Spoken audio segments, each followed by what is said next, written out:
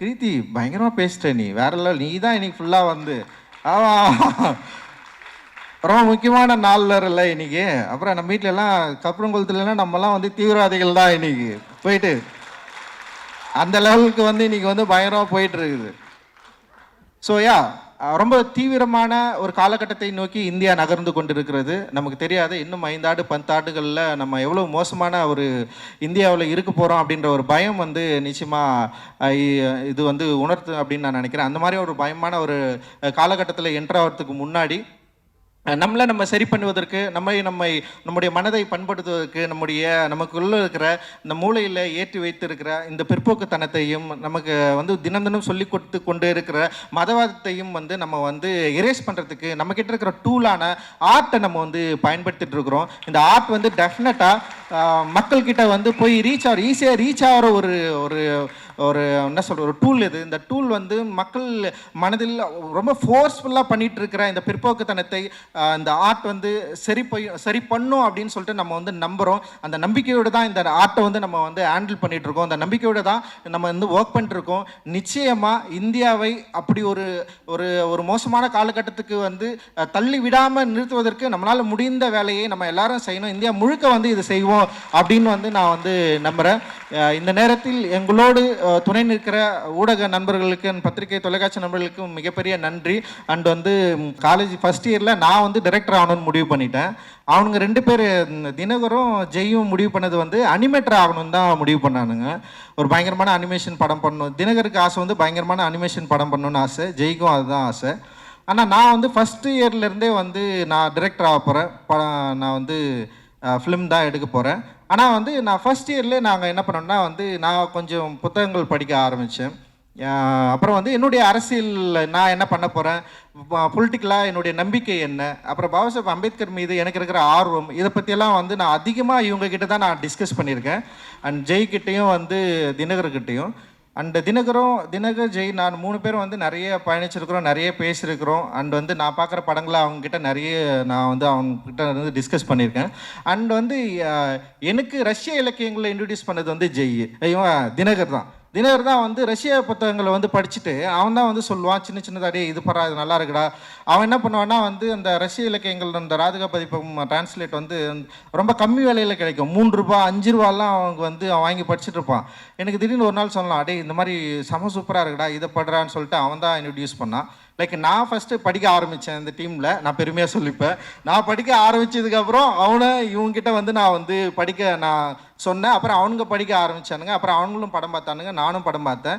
ஆனால் நான் வேலைக்கு போகிறதுக்கு முன்னாடி அவனுங்க வேலைக்கு போயிட்டானுங்க. 2 பேருமே நல்லா சம்பாதிக்க ஆரம்பிச்சிட்டாங்க. நான் வந்து காலேஜ் ஆஃப் ஃபைன் ஆர்ட்ஸில் வந்து ஃபைனல் இயர் படிக்கிறப்போ வந்து தினகர் ஜெய் வந்து ஒர்க் பண்ண ஆரம்பிச்சிட்டானுங்க, அனிமேட்டராக போயிட்டானுங்க. காலேஜ் முடித்தவொடனே வந்து தினகர் பயங்கர நல்ல சேலரியில் வந்து வேலைக்கு போயிட்டான்.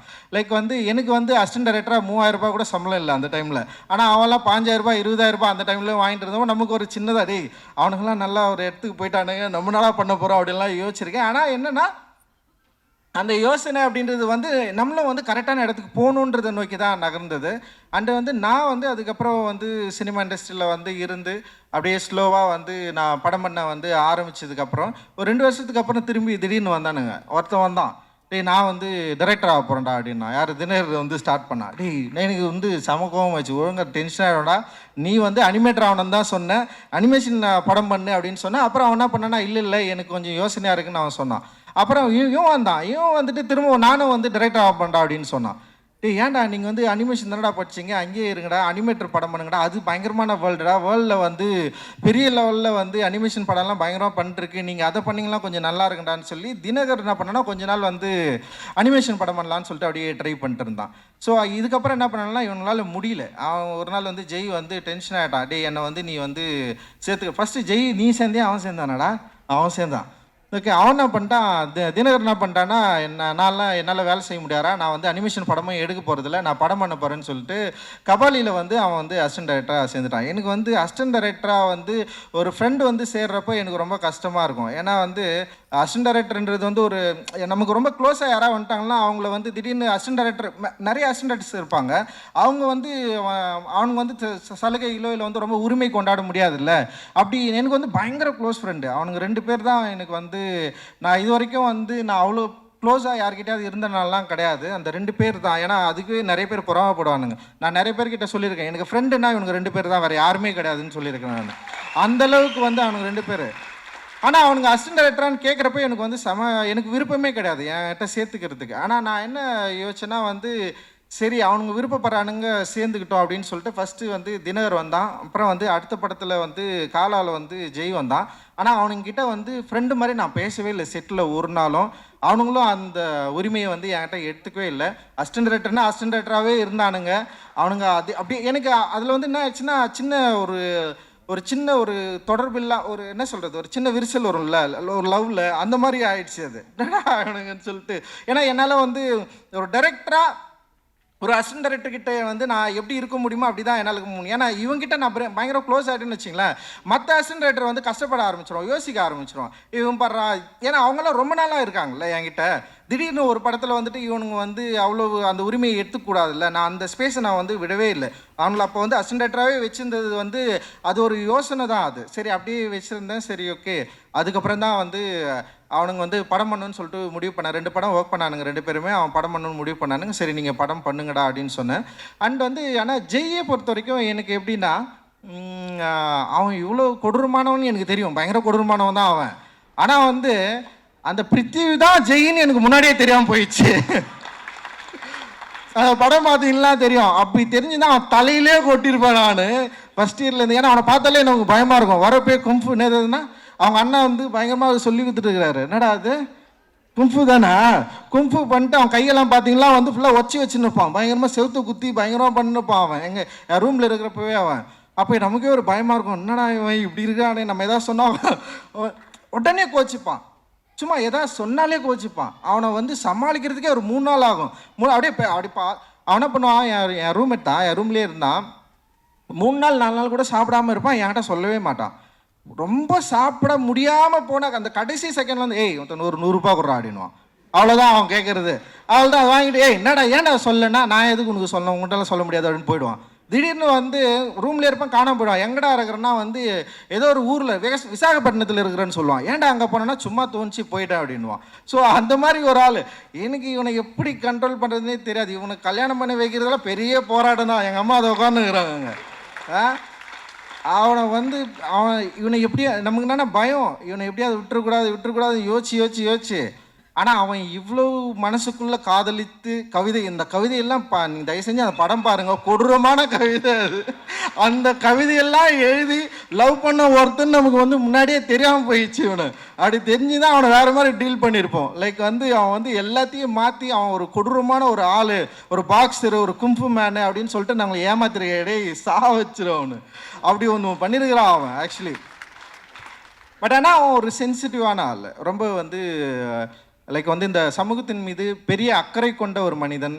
வந்து அவனுடைய பிஹேவியர் ஆஃப் காஸ்ட்ன்னு சொல்லிட்டு ஒரு டாக்குமெண்ட்ரி, நீங்கள் அதை வந்து டெஃபினட்டாக பார்க்கணும். அந்த படத்தை வந்து அவன் வந்து ஒர்க் பண்ணதுக்கப்புறம் நான் மிரண்டுட்டான். உண்மையிலேயே வந்து அவன் அதில் ரொம்ப சென்சிட்டிவாக அண்ட் வந்து ரொம்ப ஆர்டிஸ்டிக்காக வந்து அந்த படத்தை வந்து ஹேண்டில் பண்ணியிருப்பான். நான் என்ன நினச்சேன்னா அந்த மாதிரி ஒரு படம் எடுப்பான்னு தான் நான் நினச்சேன். நான் ஒரு படம் பண்ணுறேன்டா அப்படின்னு சொன்னோடனே நான் என்ன சொன்னேன், நீ அசிஸ்டன்ட் டைரக்டர்லாம் வேலை செய்யாதரா, செம சூப்பராக ஒரு டாக்குமெண்ட்ரி படம் பண்ணியிருக்கிற, நீ வந்து படமே பண்ணா, ஸ்ட்ரைட்டாக பண்ணு, நான் ப்ரொடியூஸ் பண்ணுறேன்டா. நம்ம எப்படியாவது வந்து ஒரு என்ன சொல்கிறது, ஒரு ரியலிஸ்டிக்கான ஒரு படம் நீ எடுக்க ட்ரை பண்ணு. அது வந்து ஒரு ஏற்கனவே இருக்கிற சினிமா ஃபார்மில் இல்லாமல் வேற ஒரு படம் நீ பண்ணா அப்படின்னு தான் நான் அவங்ககிட்ட எதிர்பார்த்தேன். ஆனால் அவன் என்ன பண்ணுறான்னா அதே பக்கா ஒரு கமர்ஷியல் டைரக்டராக வரணும், அதுவும் மெயின் ஸ்ட்ரீமில் வந்து இப்படி ஒரு கதை சொல்லணும்னு சொல்லிட்டு அவன் ஆசைப்பட்டிருக்கான். அதுதான் அவன் வந்து தொடர்ந்து சொல்லிட்டே இருந்தான். ஒரு மெயின் ஸ்ட்ரீமில் நான் இப்படி ஒரு வந்து இந்த மாதிரி ஒரு கதை தான் பேசணும் அப்படின்னு அவன் சொன்னான். சரி ஓகேன்னு சொல்லிட்டு தான் இந்த வந்து படத்தை வந்து நம்ம வந்து ஆரம்பித்தோம். அந்த கதையை வந்து அவன் ரெடி பண்ணி படித்ததுக்கப்புறம் எனக்கு வந்து ரொம்ப சந்தோஷமாயிடுச்சு. அண்ட் ரொம்ப நல்லா இருக்குடா, இன்ட்ரெஸ்டிங்காக இருக்குடா அப்படின்னு சொன்னேன். ஆனால் நான் எதிர்பார்த்த ஜெய் இது இல்லை அப்படின்னு அவன்கிட்ட நான் சொன்னேன்.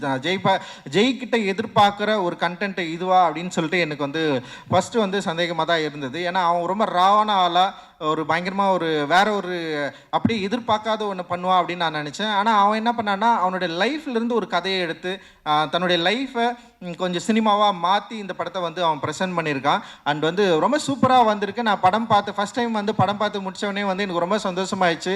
ஜெய் வந்து டெஃபினட்டாக வெற்றி அடைஞ்சிருவான் அப்படின்ற மாதிரி எனக்கு தோணுச்சு. அவனுடைய வெற்றி வந்து ரொம்ப முக்கியமானதாகவும் இருக்கும் அப்படின்னு எனக்கு தோணுச்சு. அண்ட் வந்து டைம் முடிஞ்சிச்சு அப்படின்னு நான் நினைக்கிறேன். நம்ம எல்லோரும் இந்த நாளை நம்ம எல்லோரும் வந்து மிக முக்கியமான நாளாக நம்ம வந்து பார்த்துட்ருக்குறோம். ஆனால் இந்த நாளிலிருந்து ஒரு புதிய வரலாறு ஆரம்பிக்கிறது. அந்த வரலாற்றில் நாம் எங்கே இருக்க போகிறோம் அப்படின்ற ஒரு யோசனையோடு நம்ம வந்து கிளம்புவோம். அண்ட் வந்து நிச்சயமாக ப்ளூ ஸ்டார்ன்றது பேரே ஒரு பெரிய அரசியல் தான். அந்த ப்ளூ ஸ்டார், அந்த நீல நட்சத்திரம், நீல வானம், அந்த நீலம் நம்மை வந்து சரியான இடத்தை நோக்கி நம்மளை வந்து வழிநடத்தும் அப்படின்னு நான் வந்து நம்புகிறேன். மகிழ்ச்சி. உங்கள் எல்லோருக்கும் மிகப்பெரிய நன்றிகள். தேங்க்ஸ். ஜெய் பீம்.